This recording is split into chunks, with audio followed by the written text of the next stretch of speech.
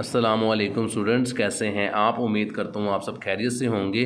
तो आज की वीडियो है एडवांस अकाउंटिंग के चैप्टर नंबर 3 जिसका नाम है डिबेंचर वाला चैप्टर। तो इसको हम डिस्कस करेंगे। क्वेश्चन इलिस्ट्रेशन नंबर 12 को मोस्ट इम्पोर्टेंट इलिस्ट्रेशन है, पेपर पॉइंट ऑफ व्यू के लिहाज से मोस्ट इंपॉर्टेंट है। अच्छे तरीके से देखिएगा। तो क्वेश्चन को स्टार्ट करते हैं कि on 1 January 2017 a company issue 2005% debenture 100 rupees each eight 95।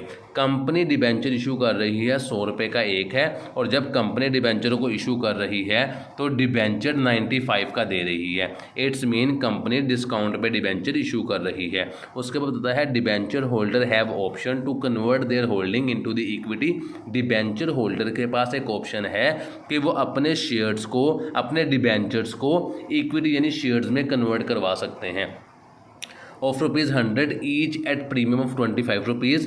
कि अगर वो अपने डिबेंचर्स को शेयर्स में कन्वर्ट करवाते हैं तो 100 रुपये वाला जो डिबेंचर होगा जब वो उसे वापस करेंगे तो एक शेयर लेने के लिए उन्हें 25 रुपये इजाफी देने पड़ेंगे।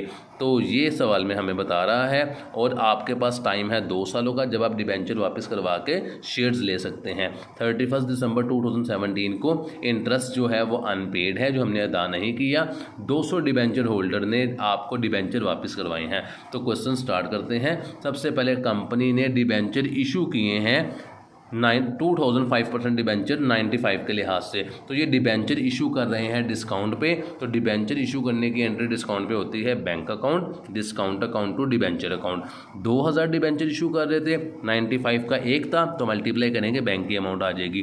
2000 को मल्टीप्लाई करेंगे 5 से तो डिस्काउंट की अमाउंट आ जाएगी, और डिबेंचर हमेशा पूरी वैल्यू से आएगा। इसके बाद सवाल में वो कहता था कि इंटरेस्ट जो है वो रिमेन अनपेड है। अगर इंटरेस्ट पेड हो जाता तो entry interest on debenture account to bank account, लेकिन इंटरेस्ट पे नहीं किया तो एंट्री आएगी interest on debenture account to outstanding interest on debenture account.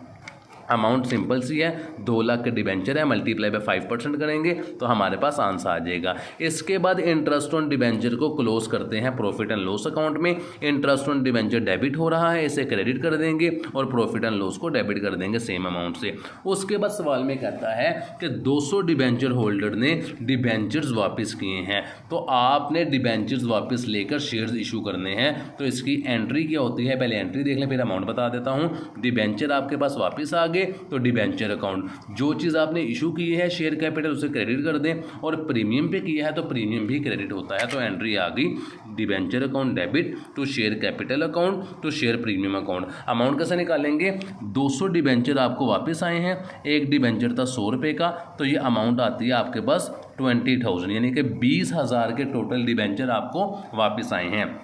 जो आपने 20,000 के डिबेंचर लेकर जो शेयर देने हैं वो एक शेयर आपको 125 रुपये का देना पड़ेगा। देखें 100 रुपये शेयर था और 25 रुपये आपको उसके ऊपर प्रीमियम पे करना पड़ रहा था। तो 20,000 को आप डिवाइड कर दें 125 पे, तो आपने उन्हें जो शेयर्स देने हैं वो 160 देने हैं शेयर्स, यानी कि आपने उनसे 200 डिबेंचर लिए हैं और आपने 200 डिबेंचर के बदले में जो शेयर्स देने हैं वो 160 देने हैं। तो यहाँ पर देखें वर्किंग की हुई है कि 200 डिबेंचर वापस आए हैं, 200 मल्टीप्लाई बाय 100 तो वो 20,000 से हमारे पास डिबेंचर आ जाएंगे। अब शेयर्स आपने देने हैं 160, तो 160 को मल्टीप्लाई करेंगे 100 से तो शेयर कैपिटल की अमाउंट आ जाएगी। 160 को मल्टीप्लाई करेंगे 25 से तो शेयर प्रीमियम की अमाउंट आ जाएगी। तो वीडियो कंप्लीट हो चुकी है। इंशाल्लाह नेक्स्ट वीडियो में आपसे मुलाकात होगी। तब तक के लिए अल्लाह हाफ़िज़।